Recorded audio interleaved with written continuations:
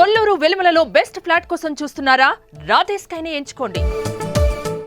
Big breaking news గా చెప్పాలి. ఇది హైదరాబాద్ లో ఉన్నటువంటి తాజ్ బంజారా హోటల్ ని కొద్దిసేపటి కిందట జీహెచ్ఎంసీ అధికారులు ఇవాళ సీజ్ చేశారు. అంటే దాదాపుగా 2 సంవత్సరాల నుంచి ₹1,40,00,000 బకాయిలు, పన్ను బకాయిలు ఉండడంతో పలుమార్లు కూడా నోటీసులు ఇవ్వడం జరిగింది. జీహెచ్ఎంసీ అధికారులు పలుమార్లు నోటీసులు ఇచ్చినప్పటికీ తాజ్ బంజారా హోటల్కి సంబంధించినటువంటి మేనేజ్మెంట్ నుంచి కానీ లేదంటే అక్కడ ఉన్నటువంటి స్టాఫ్ నుంచి కానీ ఎలాంటి రెస్పాన్స్ లేదు. అంటే దాదాపుగా ఒక 6 నెలలు చూస్తారు, ఒక త్రైమాసికం చూస్తారు, 3 నెలలు చూస్తారు, 6 నెలలు చూస్తారు, ఒక ఏడాది చూస్తారు. ఆ తర్వాత ఏడాది తర్వాత కూడా మళ్ళీ కూడా నోటీసులు జారీ చేయడం జరిగింది. చివరకు రెడ్ నోటీస్ అంటే ఇక సీజ్ చేయాల్సినటువంటి సిచ్యువేషన్లోనే అలాంటి నోటీస్ని ఏదైనా వ్యాపార సంస్థలకు లేదంటే ఏదైనా వ్యాపార సముదాయాలకు లేదంటే ఏదైనా హోటల్స్కి అలాంటి వాటికి జిహెచ్ఎంసీ అధికారులు రెడ్ నోటీస్ని జారీ చేస్తారు, ఇష్యూ చేస్తారు. సో రెడ్ నోటీస్ని ఇష్యూ చేసిన తర్వాత కూడా హోటల్ మేనేజ్మెంట్ ఎలాంటి రెస్పాన్స్ లేకపోవడంతో అటువైపు నుంచి ఇక ఇవాళ ఉదయాన్ని సీజ్ చేయడం జరిగింది. అంటే హోటల్ తాజ్ బంజారా అంటే హైదరాబాద్లో ఉన్నటువంటి ప్రముఖ 5 స్టార్ హోటల్లో తాజ్ బంజారా కూడా ఒకటి. ముఖ్యంగా హైదరాబాద్కి ఇది ఒక సింబల్గా కూడా చెప్పొచ్చు. బంజారా హిల్స్లో ఉన్నటువంటి ప్రధాన కూడల వద్ద ఈ ప్రాంతం వద్ద తాజ్ బంజారా ఉంటుంది. ఇప్పటికే హోటల్ లోపల అంటే అకామిడేషన్ కోసం అక్కడికి వచ్చినటువంటి ఎవరైతే గెస్టులు ఉన్నారో గెస్టులందరూ కూడా అసౌకర్యానికి ఒకసారిగా గురవడం జరిగింది. చాలా మంది వీవీఐపీలందరూ కూడా బయటకు రావడం జరిగింది.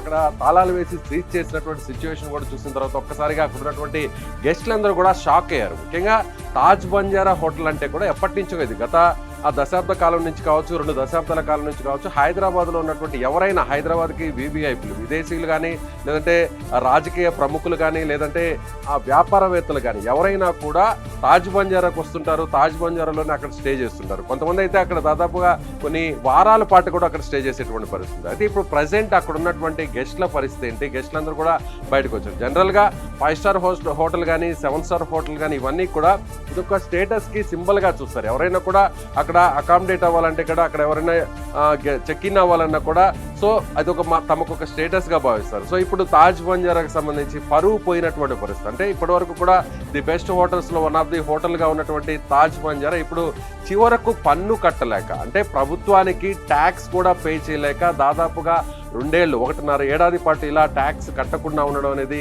అందరూ కూడా షాక్ గురవుతున్నారు. అంటే ఈ హోటలే ఇలాగ ఉందా లేదంటే స్టార్ హోటల్స్ అన్ని కూడా ఇదే విధంగా ప్రభుత్వానికి జీహెచ్ఎంసీకి పన్నును ఎగవేస్తున్నారు అనేది కూడా చూడాల్సినటువంటి పరిస్థితి. అంటే ₹1,40,00,000 రూపాయి కాదు, దాదాపు 1000 కాదు, 10,000 కాదు, 1,00,000 కాదు, అక్షరాల ₹1,40,00,000 ప్రభుత్వానికి బకాయిలు ఉన్నారు అనంటే హోటల్ యాజమాన్యం ఎలాంటి నిర్లక్ష్యంగా వ్యవహరిస్తుందనేది చాలా స్పష్టంగా ఇక్కడ కనిపిస్తుంది.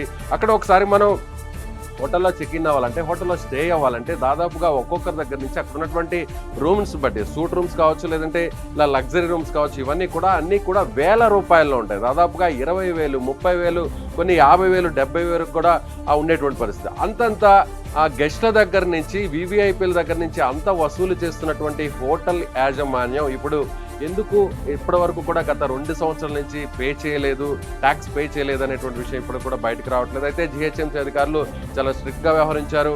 తాజ్ హోటల్ అంటే తాజ్ గ్రూప్స్కి ఇది ఒక రకంగా చెప్పాలంటే షాక్ అనే చెప్పాలి. ఇది ఒక అవమానకరమైనటువంటి సిచ్యువేషన్గా చెప్పాలి. ఇండియాలో దాదాపుగా తాజ్ గ్రూప్ హోటల్స్ అంటే దేశవ్యాప్తంగా కూడా ఎంతో పేరుంది. అలాంటిది తాజ్ బంజారాకు హైదరాబాద్లో ఉన్నటువంటి తాజ్ బంజారా ఇవాళ సీజ్ అవడం అనేది మాత్రం నిజంగా తాజ్ గ్రూప్ ఒక రకంగా ఇది ఒక పెద్ద అవమానకరమైనటువంటి వార్తగా చెప్పాలి. సో నెక్స్ట్ ఇక అక్కడికి వచ్చేటువంటి వీవీఐపీలు కావచ్చు లేదంటే ఎవరైనా ప్రముఖులు కావచ్చు ఇక మీదట తాజ్ బంజారాకు వస్తారా లేదా అనేది కూడా చూడాలి. ఎందుకంటే ఇది ఒక అవమానకరంగా భావించాలి. ముఖ్యంగా అక్కడ ఉన్నటువంటి గెస్టులందరూ కూడా బయటకు వచ్చేసినటువంటి పరిస్థితి. అయితే ఇప్పుడు ఏం చేస్తారు? హోటల్ యాజమాన్యం దీనిపై ఎలా స్పందిస్తుంది? వెంటనే ఇమీడియట్గా కట్టాల్సినటువంటి ట్యాక్స్ని ఏదైతే పెనాల్టీతో పాటు తిరిగి ప్రభుత్వానికి జీహెచ్ఎంసీకి పే చేస్తుందా లేదంటే పే చేసేంత వరకు కూడా అలాగే హోటల్ని సీజ్ చేస్తారా? సో నెక్స్ట్ ఏం జరుగుతుందో కూడా వేచి చూడాల్సినటువంటి పరిస్థితి. సో మీరేమనుకుంటున్నారు? తాజ్ బంజారా హోటల్ని ప్రభుత్వానికి జీహెచ్ఎంసీకి సంబంధించినటువంటి అధికారులు సీజ్ చేయడంపై మీ స్పందన ఏంటో కామెంట్ బాక్స్లో తెలియజేయండి.